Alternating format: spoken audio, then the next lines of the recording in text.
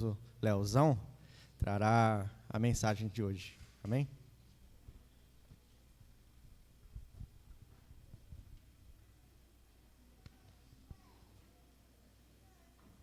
Bom dia, igreja. A leitura de hoje se encontra no livro de Atos, capítulo 5. Atos, capítulo 5, a partir do verso 17.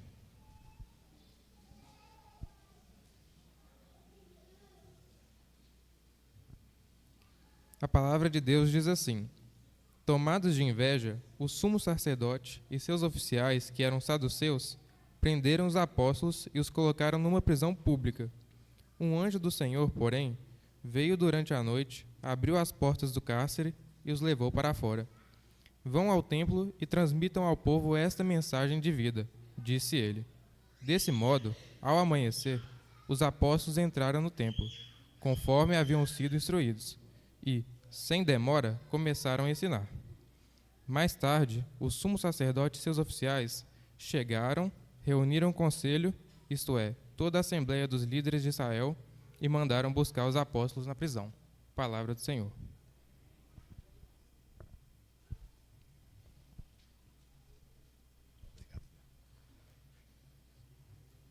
Bom dia, amada igreja.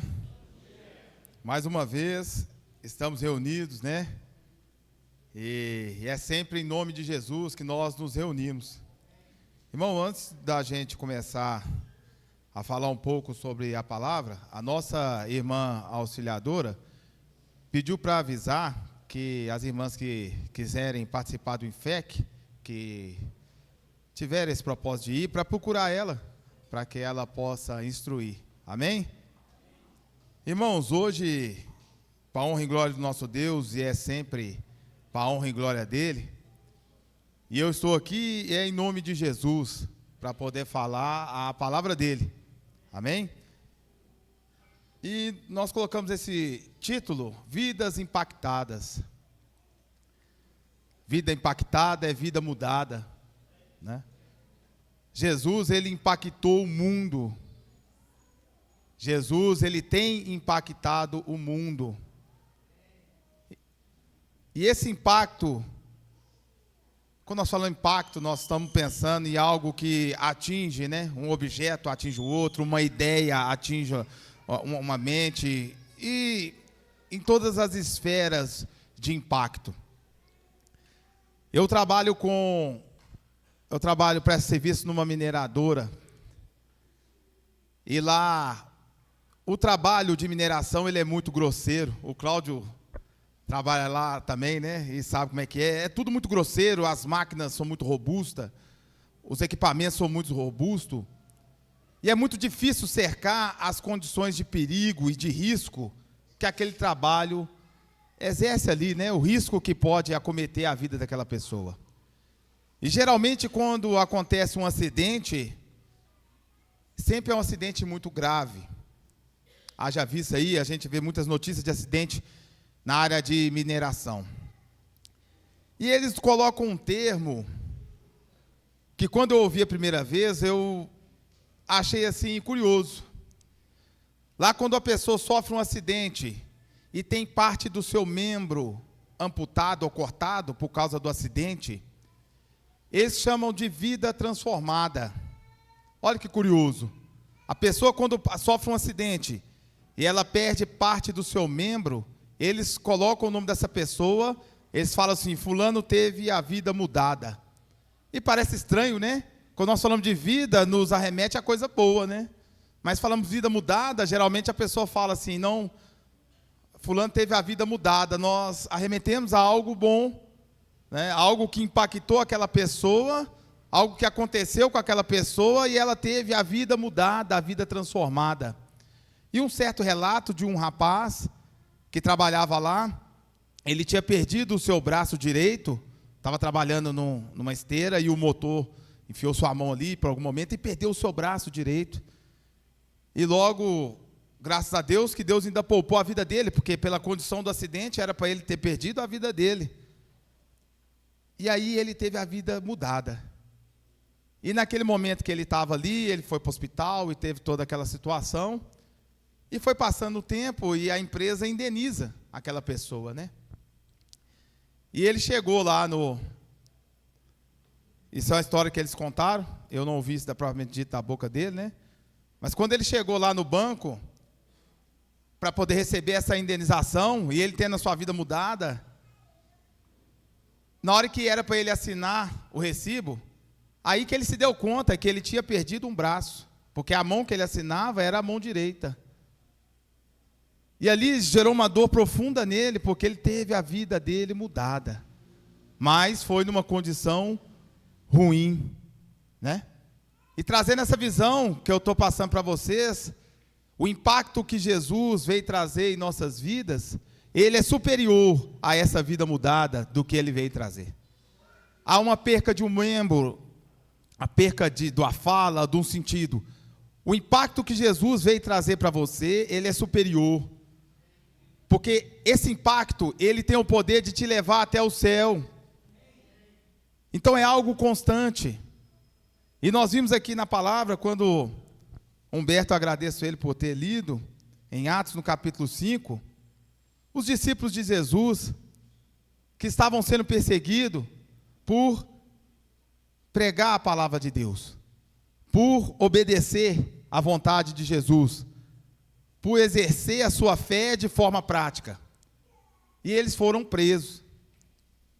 Mas eu queria voltar um pouco antes, com os irmãos, para que nós possamos ver esses mesmos discípulos, e como o impacto de Jesus, o impacto de estar andando com Jesus, o impacto de ter a sua vida transformada por Ele, teve o efeito na vida dessas pessoas. Nós sabemos que os discípulos, os 12, né? Eles andaram com Jesus aproximadamente 3 anos e meio. E você andar com alguém por algum tempo, certamente você vai ser influenciado, né? Então, aquelas pessoas, aqueles 12, eles andavam com Jesus, caminhavam com Jesus, viam a postura de Jesus, os ensinamentos, os milagres, e a vida daquelas pessoas começaram a ser impactada. De primeiro modo, Jesus chamou aqueles, eles largaram as suas redes, né? Olha que impacto. Jesus chega para você e fala assim, ó, sai do seu serviço agora, vem para cá, vamos me seguir. E é um impacto, né? Jesus, o conhecimento que eles tiveram, a fé que eles tiveram de ver que Ele é Deus, Ele era o Messias, tão esperado, e eles largaram imediatamente as suas redes e foram atrás de Jesus. Será que nós teríamos coragem de largar assim o nosso trabalho? Ou a gente ia ponderar de alguma forma? Mas eles não, eles naquele momento que eles ouviram o chamado de Jesus, eles largaram e foram. E eles caminharam com Cristo esses 3 anos e meio. 3 anos e meio é muito tempo, irmãos. Pensa para você ver. Andando, dormindo, acordando, passando as dificuldades, vendo tudo o que Jesus estava passando. Olha o impacto que isso ia trazer para mim e para vocês. Mas olha nesse momento, irmãos, vamos lá em Lucas, no capítulo 22. Lucas, no capítulo 22. Este momento já era chegada a hora que Jesus ia ser entregue para ser crucificado, para ser morto por causa do meu e do seu pecado. E esse momento era o momento que ele estava instituindo a ceia. Lá em Lucas 22, a partir do versículo 7, Jesus, ele pede Tiago e Pedro para poder ir fazer os preparativos para a ceia. E eles vão. E eles se reúnem no cenáculo, e ali eles iam comer a Páscoa, a ceia, a Páscoa, e ali Jesus instituiria a ceia. E o que me deixou pensativo, quando você vem vendo o texto, Jesus teve 2 situações que eu não vou ler aqui para não tomar esse tempo, mas você na sua casa, que você possa abrir e olhar, né? Jesus institui a ceia, falando dessa comunhão, de estar à mesa. Imagina que maravilhoso, que impacto seria nossas vidas se fisicamente você estivesse à mesa com Jesus, sentado e comendo do pão. Estar à mesa é concordância, é comunhão, né? Você põe ali uma refeição e nós comemos ali juntamente à mesa. E é algo saudável. Imagina você partilhando disso com Jesus lá naquele momento, como se você fosse um apóstolo, você ali sentado com eles. E ali estava uma conversa, imagina, no meio, quando nós estamos almoçando, nós estamos conversando, uma conversa descontraída e tudo. E Jesus parou e instituiu a ceia, e nós sabemos, e sempre é falado aqui, e é o ponto auge, né, da nossa reunião, sendo tudo importante, mas nós estamos aqui, é porque Ele morreu e se sacrificou por nós, né? E nós temos a oportunidade de trazer a memória toda semana. Mas também Jesus falou com eles, que dentre aquelas pessoas, tinha um ali que a vida não tinha sido impactada. E por que não tinha sido impactada? Porque tinha um ali que ainda ia o trair. Um ali que comia com o pão, juntamente com ele, ia trair ele. Mas eu não estou julgando Judas, é Deus que vai julgar, não é essa a visão. Mas tinha alguém ali que a vida ainda não tinha sido transformada pela presença de Jesus, pela palavra, pela fé.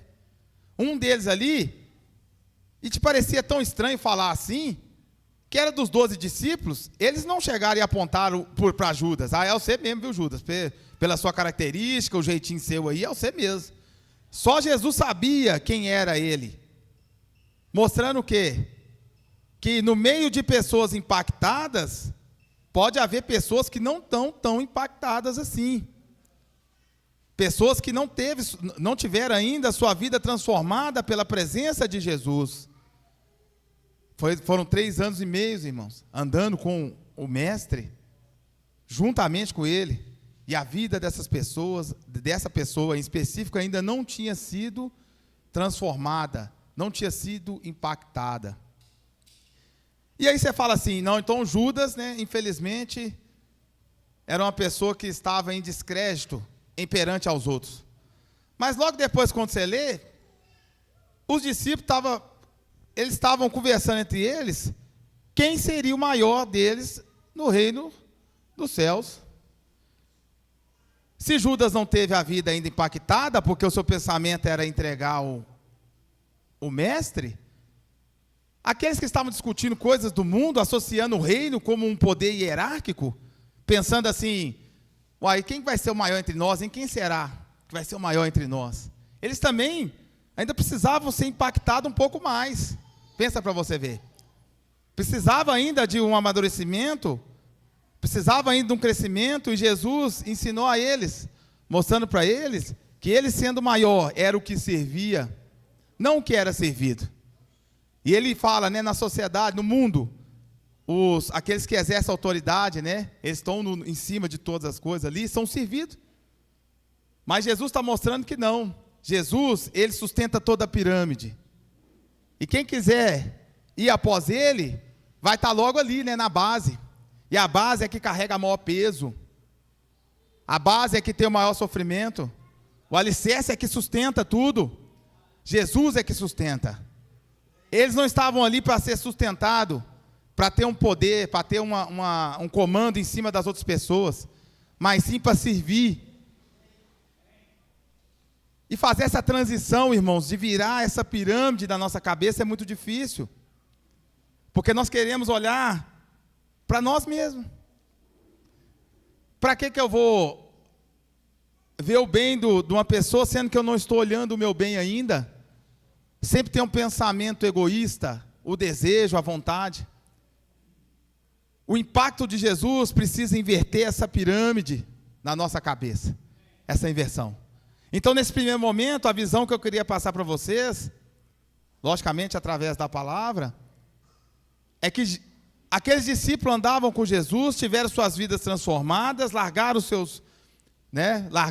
o seu trabalho e foram atrás de Jesus, mas ainda requeria transformação, ainda requeria aperfeiçoamento. E haja vista Pedro, porque Jesus falou, né? Pedro, vamos ler aqui, quer ver essa parte? No 22:31, para que a palavra possa ser lida de forma correta aqui. Olha aí, no Lucas, né, no capítulo 22, no verso 31. Que é dentro desse contexto que nós temos conversado aqui hoje. Jesus fala assim: Simão, Simão, eis que Satanás pediu para peneirar vocês como trigo. Eu, porém, orei por você, para que sua fé não desfaleça, e você, quando voltar para mim, fortaleça os seus irmãos. Uai, Pedro já não estava com Jesus? Aqui fala quando voltar, e outras traduções fala quando ele se convertesse. Porque ainda existia muito a carnalidade, muita visão humana, e é normal. É normal. O que eu estou falando com vocês aqui é sobrenatural. A condição humana é normal. Eu querer olhar o meu lado é normal. Eu não olhar o lado da minha esposa é normal. Você começar a olhar para o próximo é sobrenatural. Isso é espiritual. Isso é pela vontade de nosso Deus.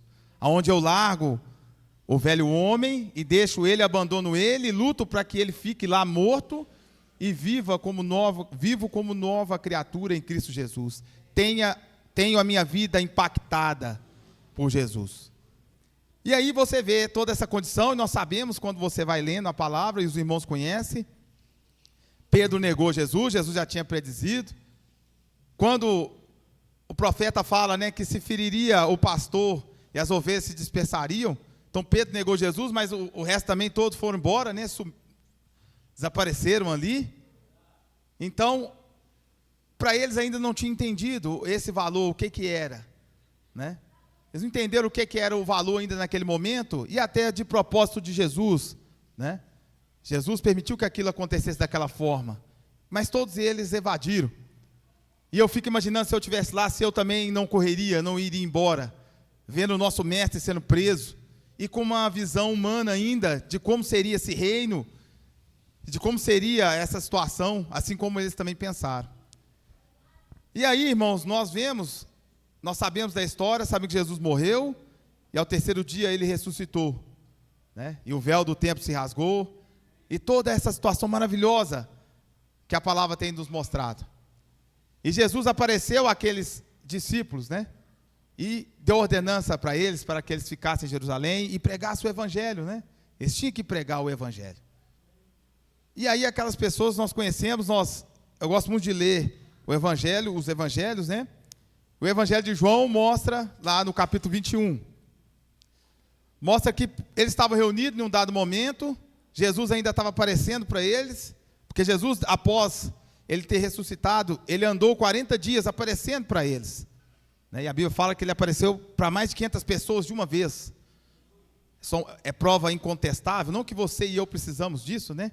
Da ressurreição dele, porque ele vive no meio de nós, ele vive em nós também. Mas Jesus andava com eles, e eles ainda não tinham entendido ainda muitas coisas. Há tanto que você pega em Atos no capítulo 1, ele pergunta, é agora que o Senhor vai instituir o reino a Israel? Aí Jesus para e olha e fala, não, esse tempo compete a Deus, né? Vocês vão e obedeçam, façam o que eu estou mandando. E eles foram, e vocês verem, né, que Jesus ele foi assunto aos céus, e ele mandou o Consolador, né? Ele mandou o Espírito Santo, aquele que tem poder de nos convencer do pecado, aquele que tem poder de impactar e continuar impactando a sua vida, é o Espírito Santo. E a nossa luta é para não entristecer Ele com os nossos pecados, é não entristecer Ele com a nossa falta de discernimento, é não entristecer Ele pelo nosso desânimo, por poder buscar verdadeiramente com o coração sincero a palavra do Senhor. E daquele dado momento, a vida dos apóstolos foi transformada, porque tudo começou a fazer sentido, em Atos capítulo 2. E começou a fazer sentido para eles, aonde que Deus quer a sua verdadeira conversão, e a minha verdadeira conversão é no nosso coração e na nossa mente, para que você tenha a força e você tenha o entendimento necessário para servir ao Senhor. E logo passando aqui para frente, irmãos, nós vamos para Atos no capítulo 5. Eu trouxe todo esse contexto para que você e eu possamos entender que o impacto de Jesus, ele é contínuo, é um amadurecimento. Jesus não te chamou para você estar no mesmo estado que você está hoje. Jesus quer que sua vida seja transformada cada dia mais. Ele quer que você seja impactado cada dia mais. Ele quer que você quebre a inércia. Não se acomode simplesmente em vir, domingo eu tenho que ir lá no culto, né? Hoje eu vou ver se eu leio a Bíblia. Você já orou ao Senhor hoje? Nós oramos ao Senhor a todo momento, nós pensamos, nós conectamos com Ele. Jesus quer esse tipo de conexão na sua mente. Ele quer esse tipo de transformação. E às vezes você fala assim, minha vida não vai para frente, não vai para lugar nenhum. Minha vida é a mesma coisa, eu continuo esses mesmos problemas. Eu continuo batendo cabeça, né? Como assim dizer, né? Mas nós não estamos obedecendo. Nós não estamos prestando atenção na vontade do Senhor. O impacto, nós estamos tentando conter o impacto, né? É como se fosse um murro que vai acertar seu rosto, você está se protegendo, né? E parece estranho, né? A gente falar que eu vou baixar a mão para receber esse murro, né? Para receber esse tapa, né? Mas o próprio Jesus falou, né? Se alguém te ferir a face, vire a outra. Humanamente, você não tem razão para fazer isso, não, nem eu. Mas pela vontade de Deus, sim. Pelo Espírito Santo, sim. E a vida desses apóstolos foram transformadas. Agora, eu gostaria muito que nós pudéssemos ter essa visão aqui do que estava acontecendo em Atos no capítulo 5, né? Em Atos no capítulo 5 aqui, do 17 para frente até o 21, nós vimos que os apóstolos estavam ensinando, estavam curando, tudo em nome de Jesus. Quando você começa a ler aqui é maravilhoso, de sorte que eles estavam falando a palavra de Deus, e tudo isso estava sendo testificado, tudo estava sendo comprovado, porque chegou ao ponto até a sombra de Pedro curar. Quando você lê isso aqui é maravilhoso. Pedro passou ali, as pessoas estavam querendo só tocar e tocar nos apóstolos, porque eles queriam ser curados, mas a cura física ainda era uma coisa, vamos por assim dizer, irrisória, porque todas aquelas pessoas que foram curadas morreram, eles não estão aqui hoje. Mas quem aceitou Jesus, aqueles que receberam aquela palavra, aquela pessoa que foram impactada, elas estão vivas, irmãos. Elas estão vivas. Não foi só uma cura física, de um momento, né? Não foi só isso. Elas estão vivas lá, porque Deus, a palavra de Deus fala, né? Para Deus todas as coisas estão patentes, para Ele todos vivem. Nós não vemos, mas nós sabemos, né? E aquele que morre em Cristo, ele está vivo, né? Porque ele está conectado com Deus. Então, irmãos, quando você pega aqui, e você começa a ler, os apóstolos estavam ensinando no templo. Estavam ensinando e pregando a palavra e fazendo sinais, porque os sinais naquele momento, até a palavra de Deus tem trazido, que ia cooperando com eles os sinais, né? A palavra era sendo endossada e os sinais iam acontecendo. Só que aconteceu, ainda tinha os doutores da lei, ainda tinha aquelas pessoas que faziam parte do sinédrio, do alto status, né? O sinédrio é onde se julgava as causas religiosas da época, e eles estavam com inveja. Quando você lê o texto, você vê que eles estavam com inveja, porque a multidão, o povo, estava dando ouvido para o que ele estava falando. E nós não vamos ler tudo, mas vamos ler aqui o 17 e o 18 para você ver. Atos capítulo 5.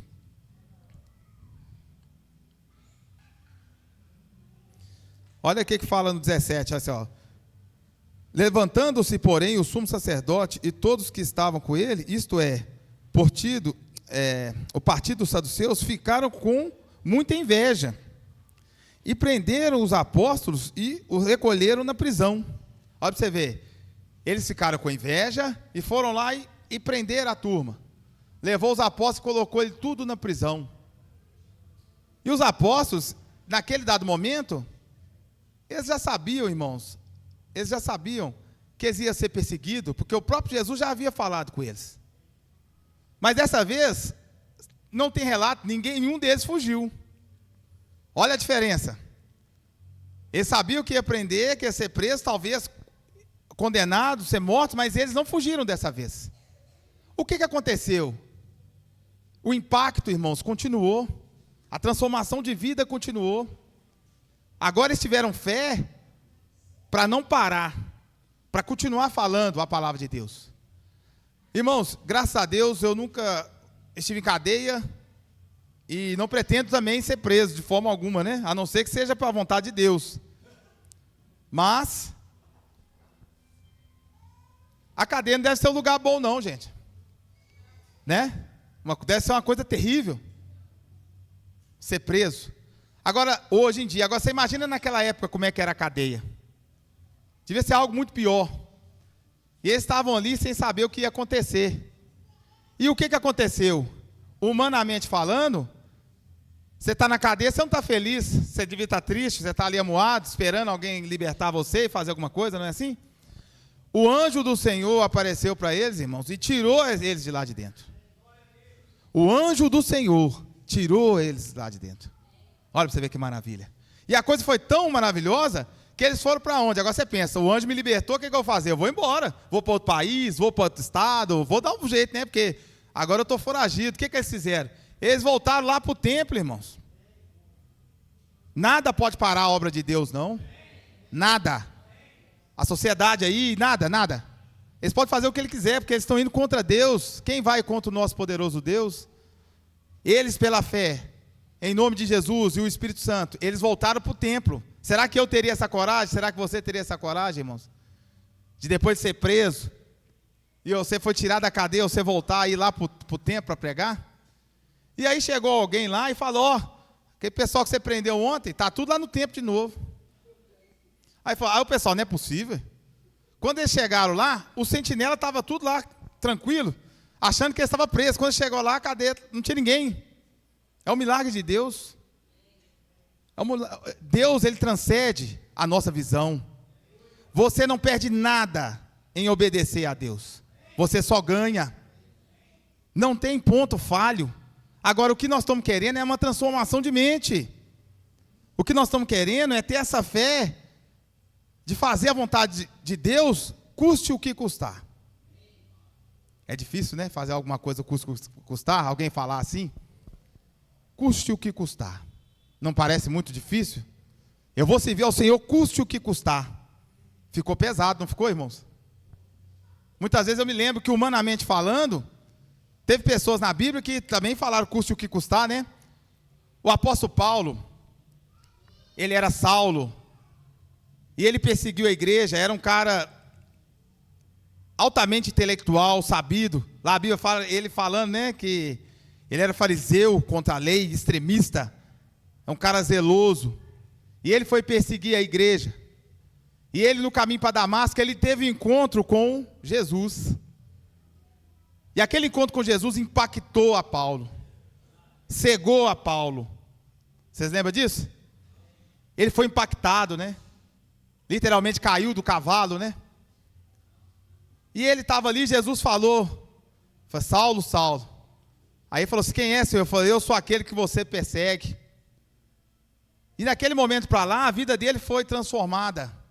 Jesus também apareceu a Ananias lá e falou, você vai em tal lugar e vai encontrar com Saulo. Ananias olhou e falou assim, Saulo, Senhor, o perseguidor, aquele que está indo atrás dos discípulos. Jesus falou com ele assim, eu vou mostrar para ele quanto vale sofrer pelo meu nome. Olha para você ver. Jesus falou isso para ele. Eu vou mostrar para ele o quanto vale sofrer pelo nome de Jesus. Você está disposto a sofrer pelo nome de Jesus, irmãos? Você está disposto a se negar pelo nome de Jesus? Você está disposto a ser preso pelo nome de Jesus? Porque é para isso que ele tem chamado. É para você negar a si mesmo, para eu me negar a mim mesmo. É com grande temor e tremor que eu estou aqui agora, irmãos, para anunciar a palavra do Senhor. Não por mim mesmo, mas pela vontade dEle. Porque muitas vezes por mim mesmo eu ia preferir estar ali, sentado, ouvindo o outro pregador e me alimentando. Mas se Deus está me chamando para pregar, eu vou pregar. Se Deus está chamando você para você visitar o irmão, igual foi falado aqui o João, né? Domingo, depois do almoço vai dar uma dormida, né? Não, nós vamos ligar, vamos lá na casa do irmão. Isso é para a honra e glória dele, irmãos. Né? Se alguém está necessitado, você está vendo, e Deus te deu condição de suprir, nós vamos suprir, mas é para quem? É para a honra e glória do nosso Deus. Porque humanamente falando, você não tem motivo nenhum para fazer isso, não, a não ser seu próprio interesse. E aí você vê a vida dessas pessoas transformadas, aqui, desses discípulos, e você vê qual o impacto que eles tiveram e que eu ainda preciso ter na minha vida. Essa é uma pergunta para você. Qual o impacto que aquelas pessoas tiveram e que você ainda precisa continuar tendo esse impacto na sua vida? Qual é essa visão? Irmãos, e para nós podermos chegar, vamos ler lá em João, o Evangelho segundo João. para que nós possamos completar essa visão. Entender um pouco mais sobre essa vontade, esse impacto que Deus vem trazendo nas nossas vidas. Essa é uma história que eu gosto muito de pensar nela. Toda vez que eu leio ela, eu paro e fico refletindo sobre isso, irmãos. Trazendo essa reflexão. Olha João no capítulo 12, irmãos.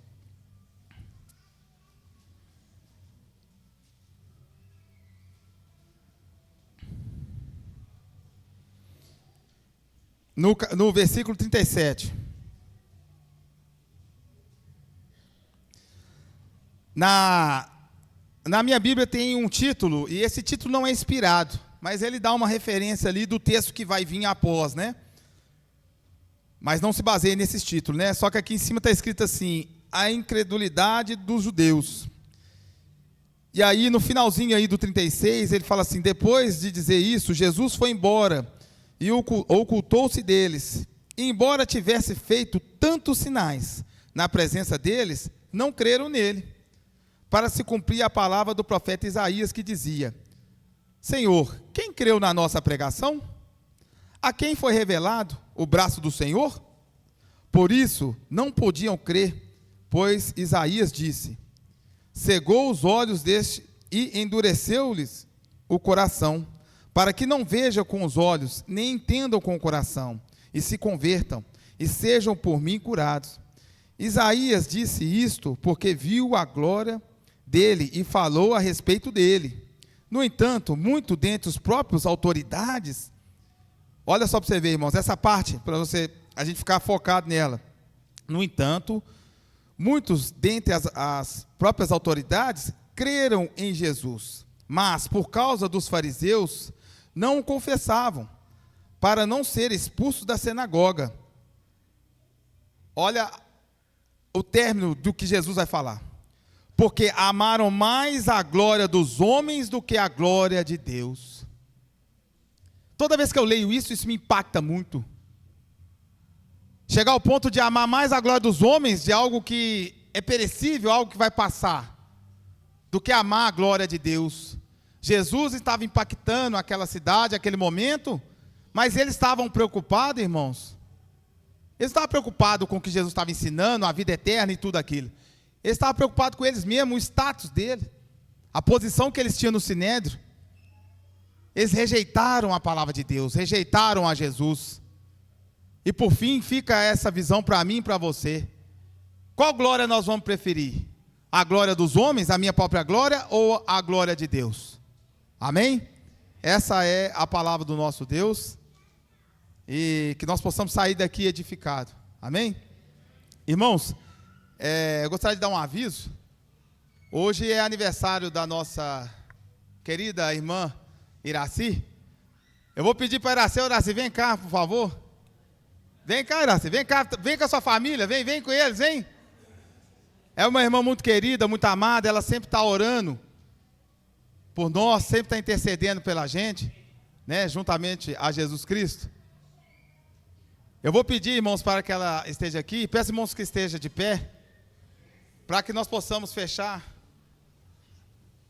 Então eu vou fazer diferente. O Jaime falou que quer dar uma palavra. Iraci, tá vendo?